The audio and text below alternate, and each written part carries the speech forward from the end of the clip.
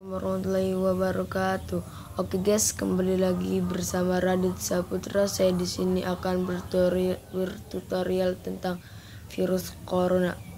Kita mulai saja. Otoritas Cina mengumumkan kepada dunia bahwa terdapat virus yang menyebar pada komunitas mereka. Bulan selanjutnya, virus menyebar ke negara-negara lain dengan kasus yang bertambah berkali-kali lipat per hari.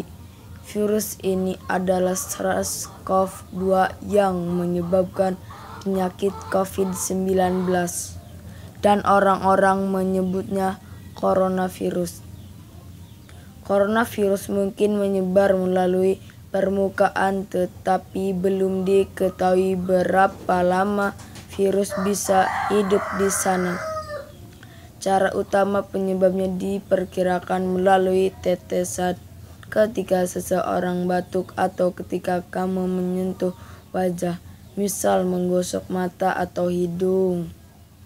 Virusnya memulai perjalanan di sini dan mencari tumpangan limfa atau paru-paru yang mana dapat menyebabkan efek dramatis. Meski sedikit saja, coronavirus dapat menyebabkan situasi gawat. Paru dikelilingi oleh miliaran sel epitel, merupakan sel terluar dari tubuhmu, melapisi organmu dan mukosa menunggu untuk terinfeksi.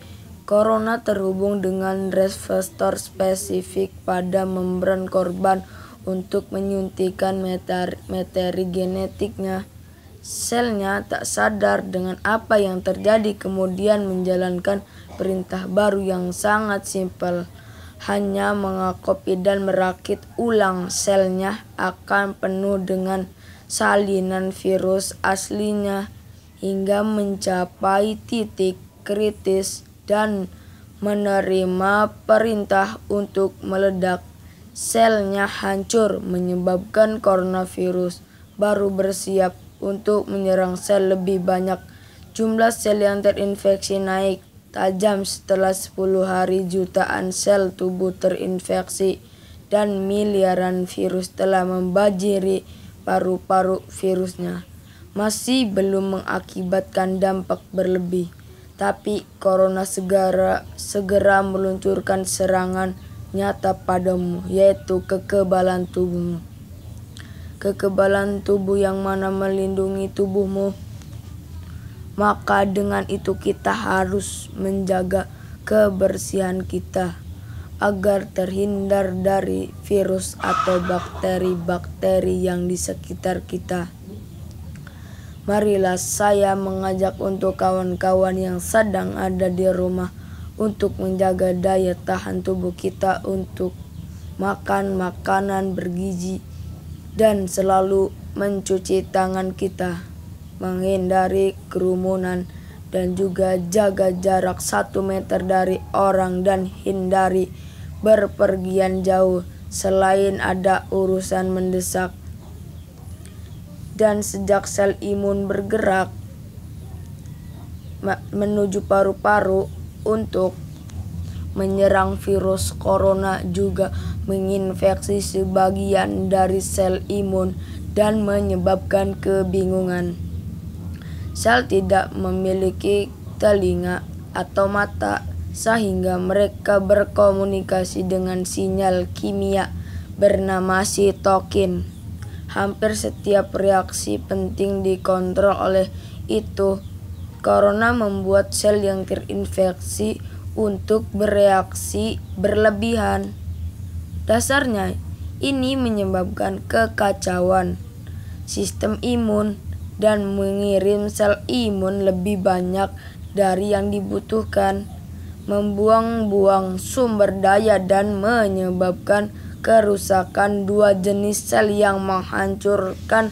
Pertama ialah neutrofil, yang mana sangat hebat dalam membunuh patogen, termasuk sel sehat.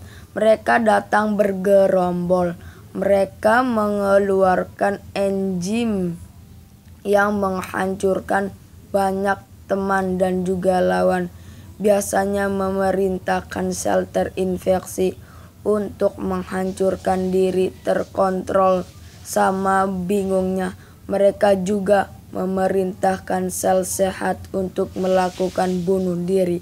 Semakin banyak sel imun datang, maka semakin banyak kerusakan dan lebih banyak jaringan sehat paru-paru yang dibunuh. Ini bisa menjadi sangat buruk yang dapat menyebabkan kerusakan permanen, yang dapat menyebabkan cacat jangka panjang. Umumnya sistem imun akan kembali normal perlahan, membunuh sel terinfeksi dan mencegah virus yang akan menginfeksi kembali, dan membersihkan area tempur pemulihan dimulai. Mayoritas orang yang terinfeksi corona akan melalui ini dengan gejala relatif sedang, namun beberapa kasus menjadi parah hingga kritis. Tidak mengetahui persentasenya karena tak semua teridentifikasi, tapi ini lebih baik untuk mengatakan bila jumlahnya lebih banyak dari flu, dan juga akan mengurangi daya tahan tubuh kita dan akan mudah terserang penyakit. Dalam kasus yang pernah, jutaan sel epitel telah mati dan tanpanya selubung pelindung paru-paru menghilang. Itu berarti bahwa evoli kantung udara tempat pernapasan terjadi dapat terinfeksi oleh bakteri yang biasanya bukan masalah besar. Pasien yang terkena pneumonia pernapasannya menjadi berat atau malah gagal, dan pasien membutuhkan ventilator untuk bertahan hidup. Sekarang corona ini belum ditemukan vaksinnya. Kasus yang positif corona semakin bertambah. Virus ini sangat berbahaya. Saat ini tidak ada antivirus penyakit. Wabah virus yang masuk ke kita, mereka masuk pencernaan dan menyebabkan radang di paru-paru kita. Virus ini datang di Wuhan dan dipercaya menular dari hewan liar. Hewan liar termasuk dari kelelawar dan ular yang dipastikan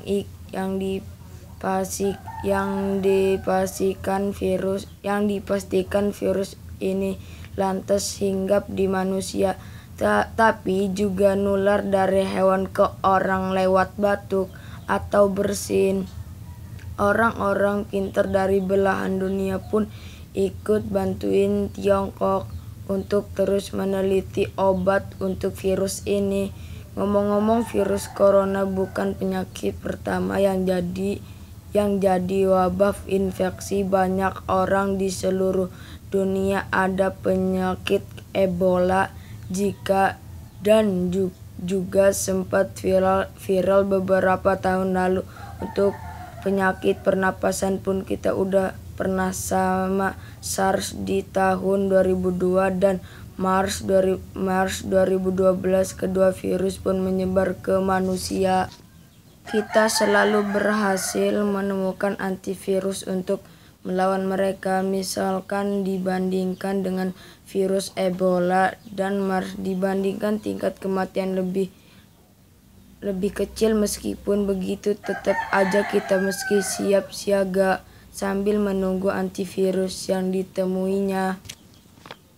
Maka dengan itu saya sarankan kembali para wirausaha yang sedang bekerja, dimohon untuk stop dulu. Ini waktunya kita bekerja di rumah dulu. Terima kasih. Sekian dari tutorial kami, semoga bermanfaat. Jika ada kesalahan itu datangnya dari saya, jika adanya kebenaran itu datangnya dari Allah Subhanahu wa Ta'ala. Sekian dari saya. Waalaikumsalam warahmatullahi wabarakatuh.